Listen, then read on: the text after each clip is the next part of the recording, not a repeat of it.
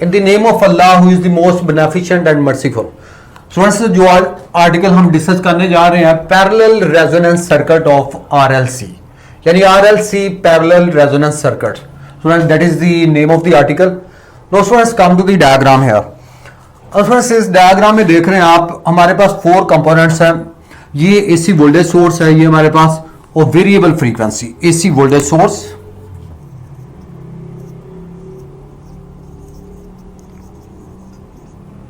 AC voltage source of variable frequency students, and then we have the resistor, inductor and capacitor. They are connected in parallel. तो ये आप देख रहे हैं कि ये पैरेलल कनेक्टेड है AC वोल्टेज सोर्स के साथ. और स्टूडेंट्स आपको ये पता होना चाहिए कि पैरेलल सर्किट में आप सारे जानते हैं कि इसमें वोल्टेज की वैल्यू जो है वो सेम रहती है, यानी हर कंपोनेंट के लिए वोल्टेज की वैल्यू स्टूडेंट्स सेम रहेगी. मैं कहता हूं कि V की वैल्यू जो है V is same, V same होगा, और यहां से करंट की वैल्यू हर कंपोनेंट के लिए डिफरेंट होगी. अब स्टूडेंट्स IRMS जो करंट है हर कंपोनेंट में, इसे मैं यहां से I से ज़ाहिर करूंगा, I दैट इज IRMS. अब इसमें से जो करंट पास हो रहा है रेजिस्टर में, इसे मैं कहता हूं IR, और जो इंडक्टर में पास हो रहा है दैट इज IL, और जो यहां से कैपेसिटर में पास हो रहा है दैट इज IC. यानी इसका मतलब ये हुआ कि पैरेलल सर्किट में स्टूडेंट्स आप जानते हैं कि potential difference voltage remains the same for each component, लेकिन करंट की वैल्यू जो है वो हर कंपोनेंट के लिए डिफरेंट होगी. यानी करंट यहां पे आके डिवाइड हो जाएगा. I is the total current, और ये डिवाइड हो गया IR, IL और IC में. अब स्टूडेंट्स आपको पता है कि हम ऑलरेडी डिस्कस कर चुके हैं AC थ्रू रजिस्टर में कि करंट और वोल्टेज जो है देयर इन फेज, यानी दोनों इन फेज होते हैं स्टूडेंट्स. तो इसमें I और V जो है they lying on same line, same direction, तो दे आर इन फेज. और अगर आप इंडक्टर की बात करते हैं तो स्टूडेंट्स इंडक्टर में आप जानते हैं कि current is lagging the voltage, और इसे हम IL कहेंगे. यानी करंट जो है वो लैग करता है वोल्टेज को. और कैपेसिटर में भी आप ऑलरेडी पढ़ चुके हैं इसी थ्रू कैपेसिटर में कि इसमें करंट इज लीडिंग, करंट जो है ये लीड करता है. वोल्टेज क्योंकि सेम है तो सभी में V मैंने यहां पर मेंशन किया. दोबारा से देखिएगा इस पर्टिकुलर डायग्राम से, वेरी इंपॉर्टेंट वन. ये हम देख रहे हैं कि AC voltage source of variable frequency, total current IRMS को मैंने I लिखा हुआ है, और इसी तरह इसमें पोटेंशियल डिफरेंस V की वैल्यू सभी के लिए सेम रहेगी, क्योंकि पैरेलल सर्किट में आप जानते हैं कि पोटेंशियल डिफरेंस V की वैल्यू जो है वो हर कंपोनेंट के लिए सेम होगी. सिर्फ करंट डिवाइड होगा, यानी I is the total current. इसमें से जो करंट पास हो रहा है वो IR है, और इसमें जो करंट पास हो रहा है IL है, और इसमें से करंट जो पास हो रहा है IC है. तो मैंने ऑलरेडी हम डिस्कस कर चुके हैं कि रेजिस्टर में करंट और वोल्टेज जो है वो इन फेज होते हैं. ये आप देख रहे हैं कि एक ही लाइन पे लाई करता है. और इंडक्टर में आप जानते हैं कि करंट जो है वो लैग करता है, voltage is leading the current by π/2, लेकिन कैपेसिटर में आपको पता है कि करंट जो है वो लीड करता है वोल्टेज बाय π/2, IC से मेंशन किया हूं. तो वोल्टेज जो है वो हर एक में सेम रहता है. अब आपको ये भी पता होना चाहिए स्टूडेंट्स के जो इंडक्टर है students, it draws a lagging current from the source, और कैपेसिटर जो है it draws leading current from the source. ये सोर्स से लीडिंग करंट लेगा. अब श्योरली जब ये लीडिंग करंट और lagging current drop from the circuit इस सोर्स से लेते हैं तो स्टूडेंट्स दे कैंसल आउट. ये दोनों जो हैं ये एक दूसरे करंट को कैंसिल आउट कर देंगे, और एट ए पर्टिकुलर फ्रीक्वेंसी, यानी पर्टिकुलर फ्रीक्वेंसी हम रेजोनेंस कंडीशन की बात कर रहे हैं स्टूडेंट्स. रेजोनेंस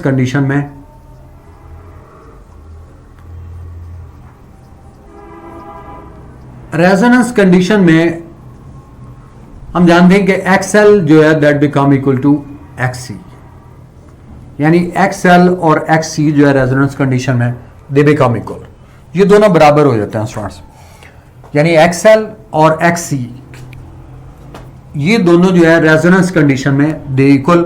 और उसकी रीजन मैंने यहां पे बता दी कि इंडक्टर जो है it draws lagging current from the source, और कैपेसिटर जो है draws leading current from the source, they cancel out, और यहाँ पे resonance condition will take place at particular frequency. उस फ्रीक्वेंसी को हमने यहाँ पे ट्रेस आउट करना है, जिसे हम एफ आर का नाम देते हैं, यानी जिसे हम एफ आर कहते हैं। ये फ्रीक्वेंसी हमारा टारगेट होगी, इसकी वैल्यू को हमने चेक करना है। अब स्टूडेंट्स यहां से इनकी वैल्यू लगा दें, तो यहां से आप ये कहेंगे कि एल ओमेगा आर लिखेंगे, और यहां से ये भी हम पढ़ चुके हैं कि 1 over omega C, omega R C. तो यहां से आप देख रहे हैं L omega R, R for resonance condition, resonance, और 1 ओवर ओमेगा आर सी। तो दे क्रॉस मल्टीप्लाई, से यहां से ये रह जाएगा जी omega R square is equal to 1 over L C. अब हमारा टारगेट ये है कि हम यहां से कैलकुलेट करना चाहते हैं पर्टिकुलर फ्रीक्वेंसी, जिसे हम रेजोनेंट फ्रीक्वेंसी कहते हैं। That's our target. You will take the square root of on both sides. तो यहां से आप स्क्वायर रूट अप्लाई करते हैं स्टूडेंट्स, तो यहां से 1 over L C square root आ जाएगा। अब देखिए ये ओमेगा आर है, इसे आप कहते हैं कि ये एंगुलर वेलोसिटी, रेडियन पर सेकंड, इसका यूनिट होगा रेडियन पर सेकंड। लेकिन हम पर्टिकुलर फ्रीक्वेंसी यहां पे चेक करना चाहते हैं कि पर्टिकुलर रेजोनेंट फ्रीक्वेंसी की वैल्यू को कैलकुलेट करना चाहते हैं। तो ओमेगा आर बराबर होता है 2 पाई एफ आर के इक्वल। तो यहां से ये बराबर हो गया 1 over L C square root. अब एफ आर हमारा टारगेट है, जिसे हम रेजोनेंट फ्रीक्वेंसी भी कहते हैं, और यहां से अगर आप एफ आर की वैल्यू को कैलकुलेट करें तो ये आ जाएगा 1 over 2 pi L C square root, 1 over 2 pi L C square root. So that frequency is named as resonant frequency.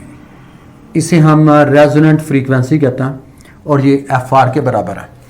तो स्टूडेंट्स ये रेजोनेंट फ्रीक्वेंसी जिसका मैंने जिक्र किया कि जिसपे एक्स एल और एक्स सी जो है बोथ बिकम इक्वल, ये दोनों बराबर हो जाते हैं और रेजोनेंस कंडीशन टेक्स प्लेस, और रेजोनेंस स्टेट जो है वो यहाँ पे टेक्स प्लेस होती है। और ये हमारे पास रेजोनेंट फ्रीक्वेंसी की वैल्यू आ गई 1 over I mean F R is equal to 1 over 2 pi L C square root के बराबर होती है। Students you must know about this. अब स्टूडेंट्स ये तो हमने यहाँ पे रेजोनेंस फ्रीक्वेंसी की वैल्यू को कैलकुलेट किया कि एसी वोल्टेज सोर्स को at a particular frequency F R पे जाके ये रेजोनेंस कंडीशन टेक्स प्लेस, और एफ आर की वैल्यू ये बराबर होगी 1 over 2 pi L C square root. अब मैं यहाँ पे फेजर डायग्राम इस पर्टिकुलर सर्कल के लिए ड्रा करता हूं students. Phasor diagram, phasor diagram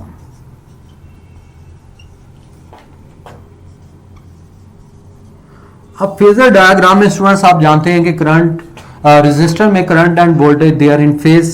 तो इसका मतलब यह है कि ये दोनों एक ही लाइन पे लाई करते हैं।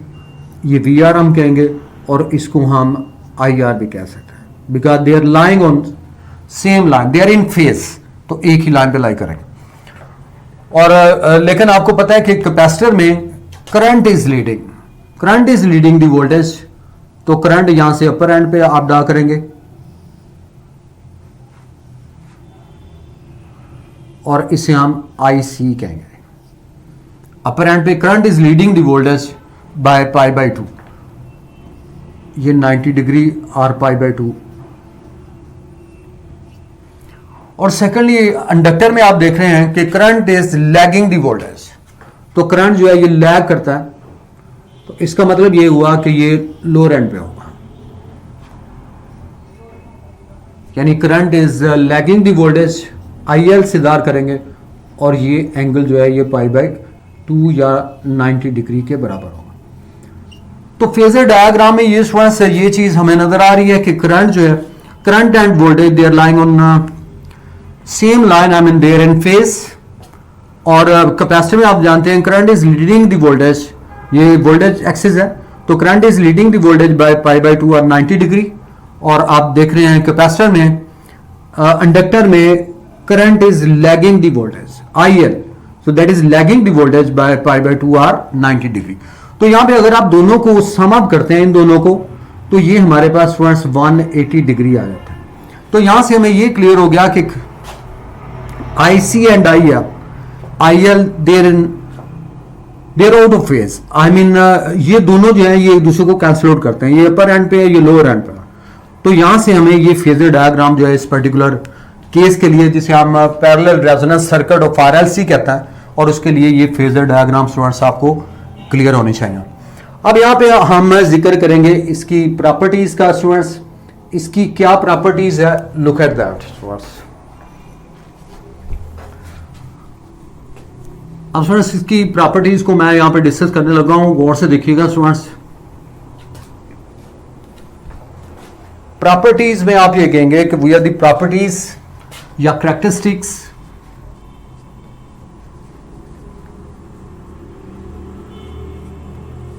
properties of RLC series circuit. Number one is the resonant frequency is given by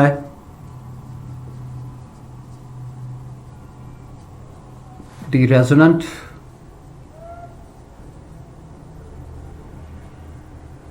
frequency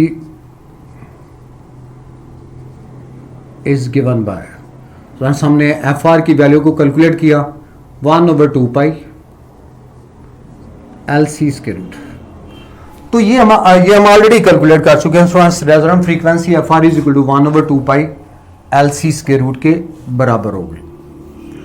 students number 2 पे हम यहाँ पे डिस्कस करेंगे इस पर्टिकुलर केस के लिए, क्योंकि ये सर्किट जो है ये पैरेलल है, और पैरेलल के लिए अगर आप इक्विवेलेंट रेजिस्टेंस कैलकुलेट करते हैं तो स्टूडेंट्स ये 1/RE is equal to 1/R1 plus 1/R2 plus 1/R3।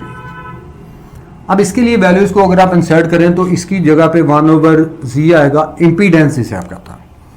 और इसकी वैल्यू को कैलकुलेट करने के लिए यहाँ पे रेजिस्टेंस का अब यहाँ पे स्केयर लेंगे 1/R स्केयर प्लस 1/, यहाँ पे आप XL ले लें और माइनस 1/XC और ये स्केयर स्क्वायर रूट अप्लाई कर दें। सो 1/Z, इसी को मैंने इस फार्मूले को अप्लाई किया students. 1/R is equal to 1/R1 plus 1/R2 plus 1/R3, और इसके क्योंकि इसमें 3 कंपोनेंट्स हैं और उनकी कंबाइंड रेजिस्टेंस जो होती है वो इंपीडेंस कहलाती है students. 1/Z 1/R square plus 1/XL square minus 1/XC square. तो इसको दे कैंसिल आउट, ये स्टूडेंट्स ये दोनों जीरो कर देंगे, ये कैंसिल आउट हो जाएंगे दोनों, and we left only 1/Z is equal to 1/R square plus 0। They cancel out, ये दोनों एक दूसरे को कैंसिल आउट कर रहे हैं।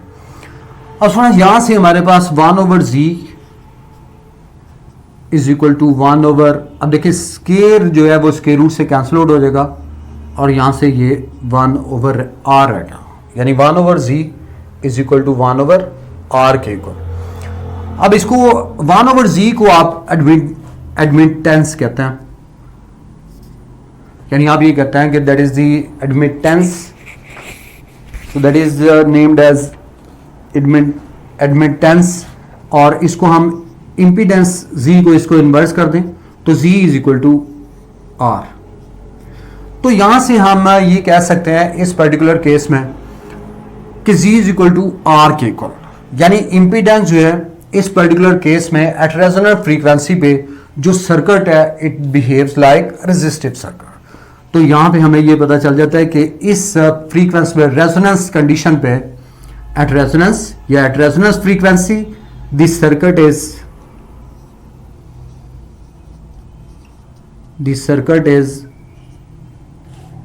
Resistive circuit.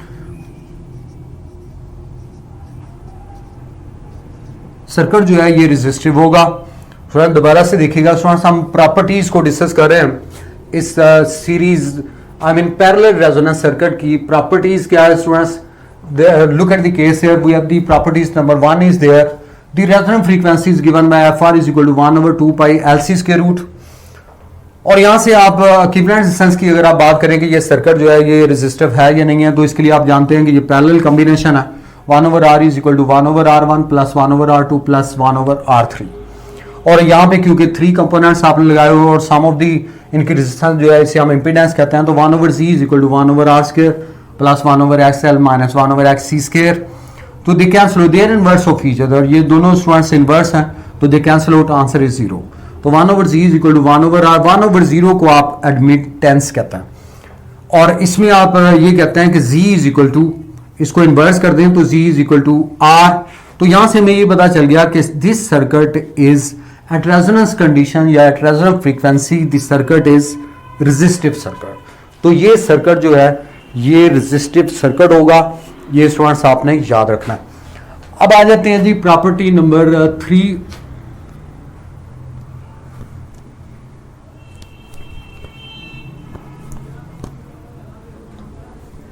Property number 3, number 3 पे आप कहते हैं कि इस पर्टिकुलर केस में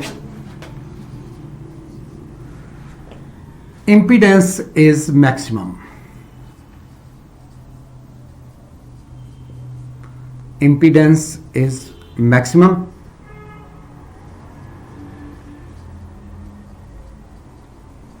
यानी at resonance impedance is maximum. अब देखिए स्टूडेंट्स इंपीडेंस कैसे मैक्सिमम होगी, लुक एट द डायग्राम। अब देखिए एट रेजोनेंस पे ये आप जानते हैं कि एल और सी जो है दे कैंसिल आउट, ये दोनों जो है एक में करंट लीड कर रहा है, एक में करंट लैग कर रहा है, इसमें लैग कर रहा है, इसमें लीड कर रहा है, तो दे कैंसिल आउट, ये दोनों जो है ये एक दूसरे के असर को कैंसिल कर देंगे, और यहाँ पे सिर्फ एक रेजिस्टर रह जाएगा स्टूडेंट्स, ये रेजिस्टर यहाँ पे रह जाएगा। यानी इसका मतलब ये है कि ये जो है ये वाला सर्किट जो है it behave like open circuit, और ओपन सर्किट उसको कहता है कि जिसमें रेजिस्टेंस की वैल्यू इनफिनिट होती है, यानी रेजिस्टेंस करंट इसमें से पास नहीं होगा, करंट जो है वो इसमें से पास होगा, यानी रेजिस्टर जो है ये सिर्फ इस सोर्स से करंट लेगा और बाकी जो करंट है वो इधर नहीं जाएगा। मैंने ये बताया कि they cancel out each other, तो they will not draw any current from this circuit. तो ये सिर्फ जो है रेजिस्टर जो है draws only resistor draw the current from the source, तो इसलिए इसमें इंपीडेंस की वैल्यू क्या होगी स्टूडेंट्स, मैक्सिमम होगी। और जब अब इंपीडेंस की वैल्यू मैक्सिमम होगी तो स्टूडेंट्स करंट की वैल्यू क्या होगी, मिनिमम होगी। So current is minimum.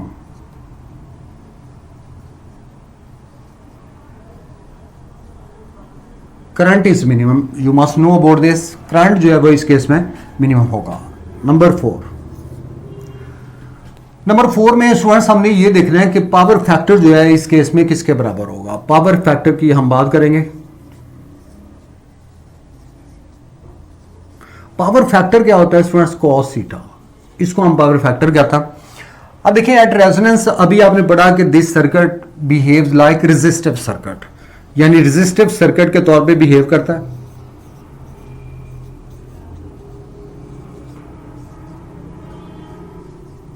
और ये रेजिस्टिव सर्किट के तौर पे बिहेव करेगा।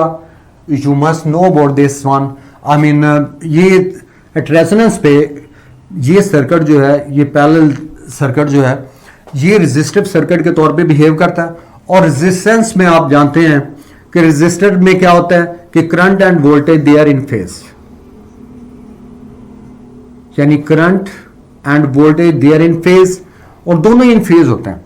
तो सेम फेज का मतलब यह है कि they are lying on the same line, I mean same direction, और जब सेम डायरेक्शन हो तो थीटा की वैल्यू क्या होती है स्टूडेंट्स, 0 डिग्री होती है। और जब 0 डिग्री हो तो स्टूडेंट्स यहाँ पे cos 0 आप इंसर्ट करें तो cos 0 किसके बराबर होगा स्टूडेंट्स, 1 के बराबर होगा। तो इस केस में पावर फैक्टर जो है ये students power factor that is equal to 1। So power factor is equal to 1 or unity, यानी इस केस में पावर फैक्टर की वैल्यू जो है ये स्टूडेंट्स 1 आर यूनिटी के बराबर होगी। अब इसकी लास्ट कैरेक्टरिस्टिक्स पे आते हैं। लास्ट कैरेक्टरिस्टिक में स्टूडेंट्स